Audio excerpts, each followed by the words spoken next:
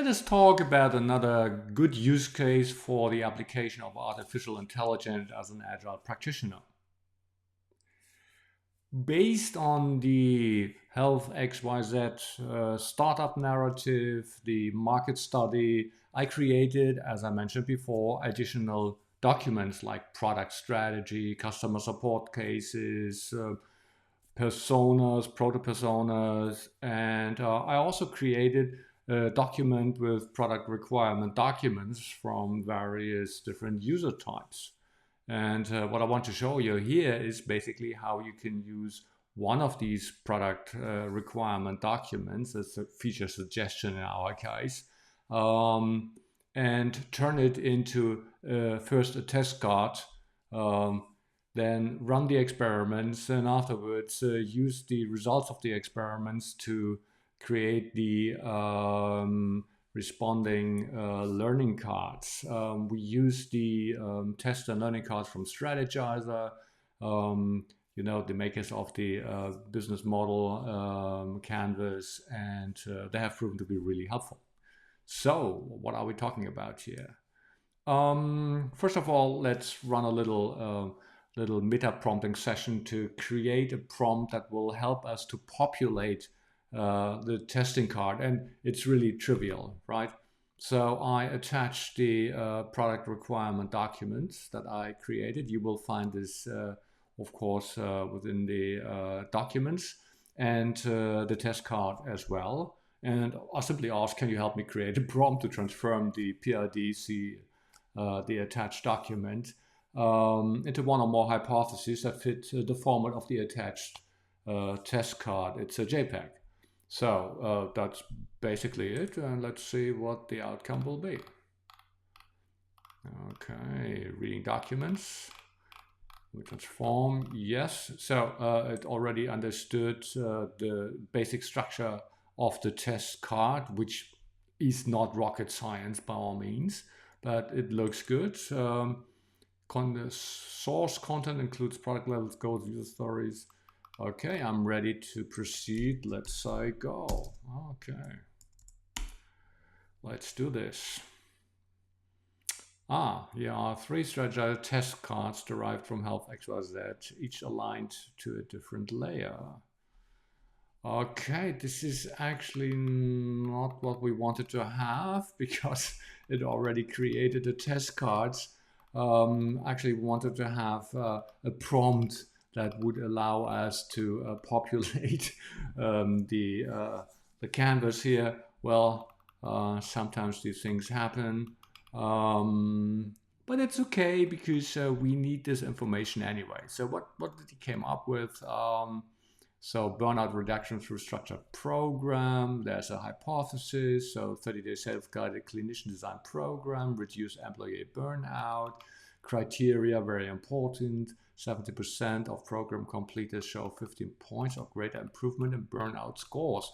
So they are creating some sort of clinician-based, more reputable program to help people with burnout syndromes, engagement hypothesis. Okay, how can we upkeep the engagement of the people? So it's always very easy to sign up people, but the trick is to keep people running, and also from the perspective of Health XYZ. So that's another hypothesis. They want to have a daily engagement on the program on day 14 of the enrollment, and it should be higher than 70%, which is quite ambitious. And then business outcome hypothesis.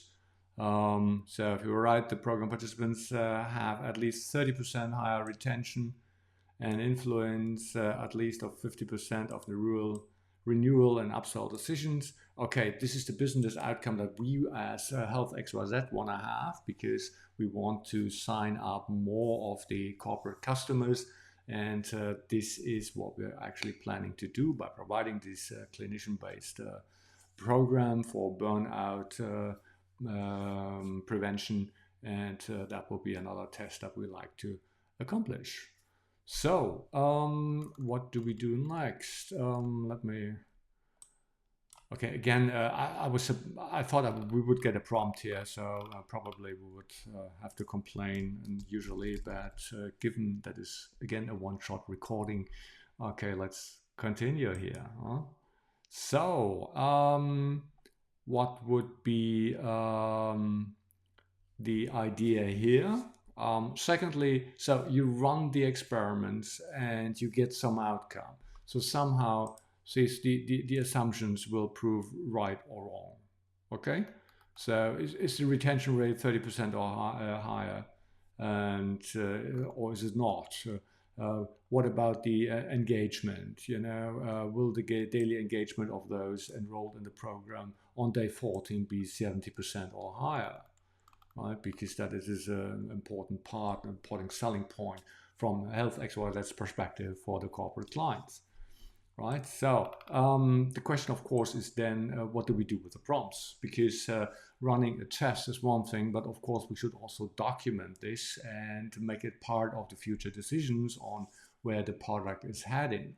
That's why we run experiments. That's why we create hypotheses that we want to validate or falsify, and we only want to work on validated hypothesis because now we have data that shows that okay, if we undertake the risk to build this feature, it might be likely very supportive of health XYZ business case, right? So I of course run all of this before in advance, and I created all the documents. You will find them all attached to the session here. And so there is an outcome on my hypothesis that were in here. And I said, okay, so again, help me create a prompt. Assume the following test outcomes. Right, and again, we're trying to convince it to create a prompt, not just the readily provided. You want a prompt? Yes, excellent. Okay, each learning card should have the following structure: hypothesis, observation, learnings and insight, decisions and actions. This looks really good if you compare it to the learning card, so the structure is correct. Okay, go.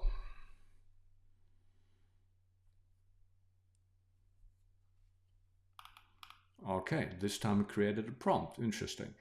So we have a prompt, input, test card, example, yada, yada, yada, test card results, output, Strategyzer Learning Card, use this format. Okay, guidelines, be brutally honest. If the hypothesis wasn't confirmed, say so. Focus on actionable insights. This is a good idea. Translate percentage results into qualitative takeaways, well below target, well within acceptable range. Use the hypothesis language verbatim from the original test card, but write the observations and learnings in your own words.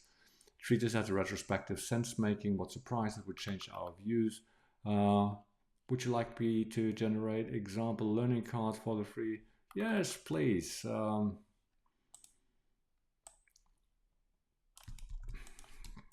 So please generate example learning cards based on this prompt. Okay. Now let's see. Here we are, learning cards. Hypothesis, we believe that the structure yada yada yada yada. It's had a 38-90% retention rate. This is lower than the 30% lift over baseline we had hoped for, but and only a modest improvement. Decisions and actions, we will never investigate drop-off reasons through qualitative interviews, segment retention, yada yada yada. So the cool thing is it's really also helping us get a better understanding, at least a draft of this. I mean, this is again not supposed to substitute your decision, your final decision, or your learning process. Probably, and I would strongly recommend that you do this yourself on the side, and then you compare your notes to the one that, in this case, ChatGPT created. So don't fall victim to outsourcing everything. Okay, here's the second one. Decision and how our return on investment calculated with industry benchmarks. Okay, that seems to be missing so far. improve packaging of outcome metrics. Okay, and learning card 3. Therefore, we will run qualitative exit surveys at common drop-off points, A/B test more varied or gamified content at later stages, and introduce milestone badges for team-based progress. Okay, good. Would you like me to generate in a specific format slide notion table? Oh, that's very kind of you. Okay. Let me add a bit of self-reflection here. So it's, you may have noticed I like to add some self-reflection at the end. And well, it's pretty much convinced that actually it has done a very good job and there is no need to iterate on this. Okay, then let's take it here. So if you have product requirement documents, it's simple to turn those into test cards to populate your hypothesis backlog if you consider this useful. It might be helpful to create a GPT for that purpose so that you can match the input with the output. So what kind of requirement documents were the basis for what kind of test cards, and how did you create this? And this is very helpful over the long run. And again, please let me point me to the obvious. This is not supposed to substitute your thinking. This is more to be some kind of brainstorming buddy, right? So do this first yourself, create the test cards yourself. And once you've done that, run those also through ChatGPT or whatever your frontier model of choice is, and then compare the outcome to each other. This makes life so much simpler. Have fun.